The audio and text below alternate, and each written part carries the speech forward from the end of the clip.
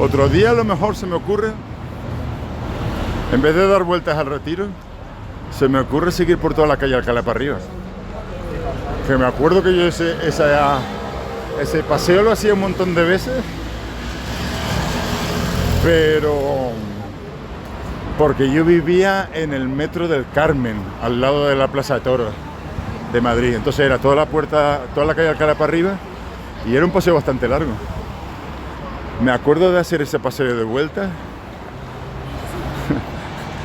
Me acuerdo una vez que fue patético, porque fue como en mitad de la noche. Yo había ido a un videoclub que había en la Gran Vía y había alquilado un montón de películas porno, pero como 10 películas porno VHS. Imagínense lo salido que estaba. Total, me dio un cargo de conciencia después, como diciendo, joder, ¿qué estoy haciendo con mi vida? Aquí yo alquilando 10 películas porno, bebiendo aquí vino de cartón, de Tetrabric, de Don Simón.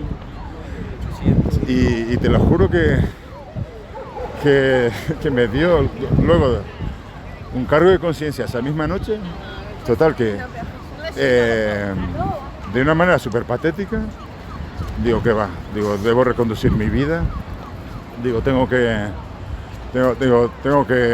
ponerme serio. Digo, tengo que coger al toro por los cuernos, admitir que tengo un problema de consumo compulsivo de pornografía, y voy a empezar desde esta noche.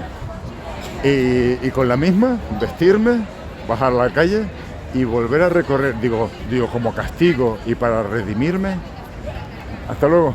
O sea, digo, voy a ir caminando hasta el videoclub otra vez. Y en el buzón donde se podían en el buzón donde se pueden devolver las películas, las devuelvo. Digo, solo de las 10 películas a lo mejor había visto 2. Pero ya te digo, el cargo de conciencia era tan grande que digo que no podía aguantar esa presión sobre mis hombros de tener esas 10 películas porno al lado de mi cama para intentar verlas una detrás de otra a lo largo del fin de semana. Total, que efectivamente, y me acuerdo todavía de eso porque yo creo que me faltaría llorar.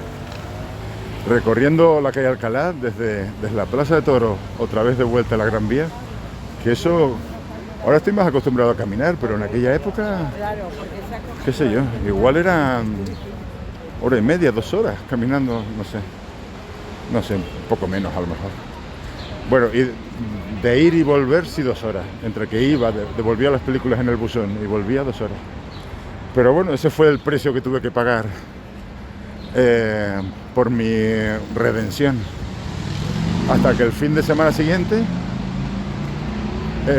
me había ya olvidado todo esto y volví al mismo videoclub a alquilar más películas porno. Ok.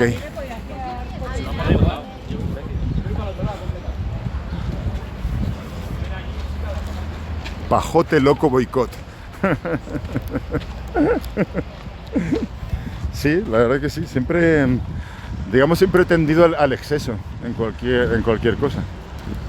Hasta, bueno, ustedes ya lo saben, hasta para las infusiones me pongo 4 bolsas.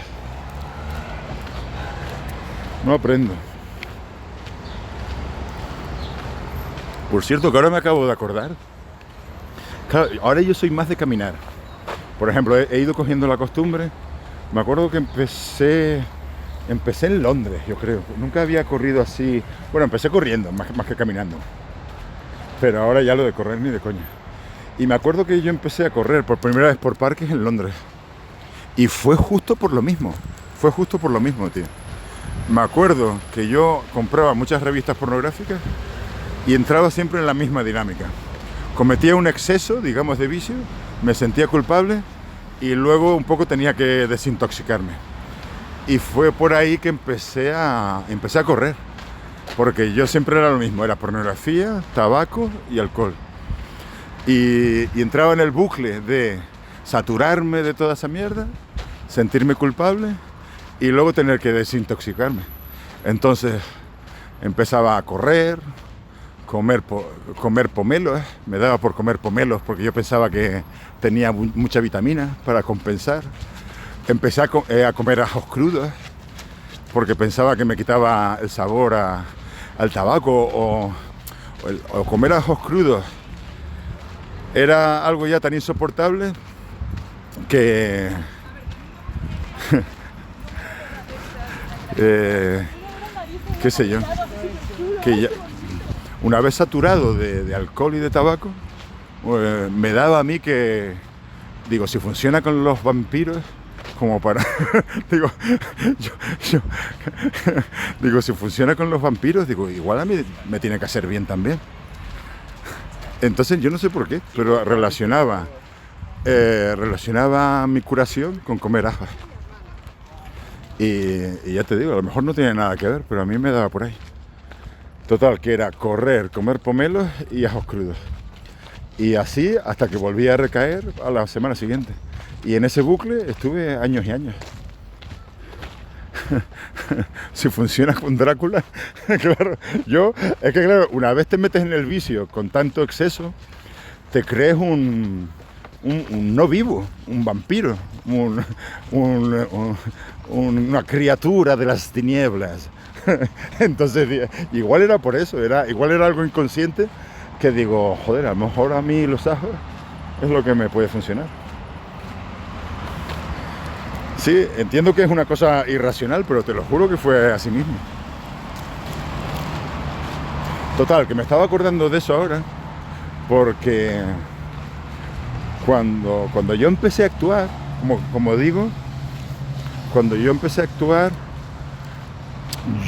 como digo, yo había empezado a correr en Londres y todo eso, antes de Londres, y también por estos mismos motivos, como para desintoxicarme después de algunos excesos, empecé a correr.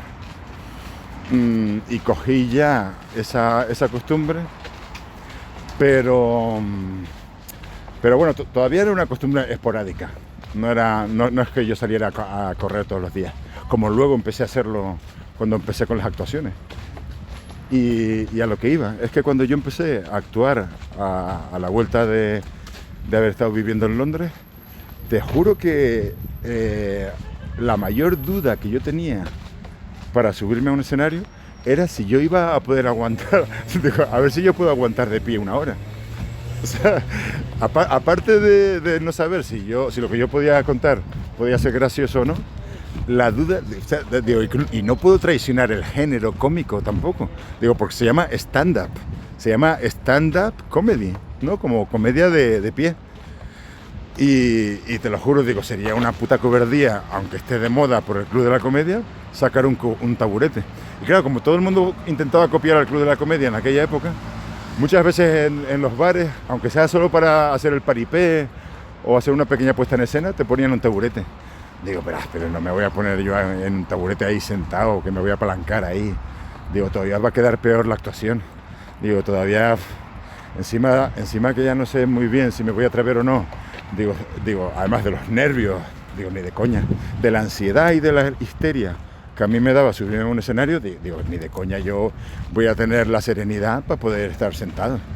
Entonces, de puro nervio, claro, yo empezaba a hacer el grito sordo y a moverme así como con espasmos. Pero mi duda, como digo, era, yo descartaba lo de estar sentado, dados esos condicionantes, pero mi duda entonces era a ver si yo voy a poder aguantar de pie, dado mi estado de forma. Entonces, ya te digo, pero fíjense la paranoia. Yo me acuerdo todavía de decírselo a Peña en aquella época, porque a mí me daba por ir caminando, bueno, a todos lados iba caminando, primero para no gastar, que no tenía mucho dinero para no gastar en billetes de metro. Pero luego mi ilusión era, digo, si me paso todo el día caminando, digo, así entreno para cuando esté en el escenario aguantar una hora de pie sin tener que sentarme. Y te juro que era mi preocupación. Digo, tengo que estar en forma y tener las piernas fuertes para aguantar de pie una hora por lo menos. De pie por principio.